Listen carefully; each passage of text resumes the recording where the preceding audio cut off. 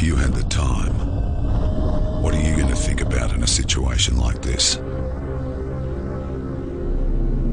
You're going to think about dying, about your face flying through the windscreen and being shredded by broken glass, about your family and the police knocking on their door later tonight, how unfair it all is, how it isn't even your fault. But most of all, you're going to think about putting on your seatbelt. Well, sorry. Here's how much time you do have. Things happen on the road you've got no control over. Authorised by the Northern Territory Government, Darwin.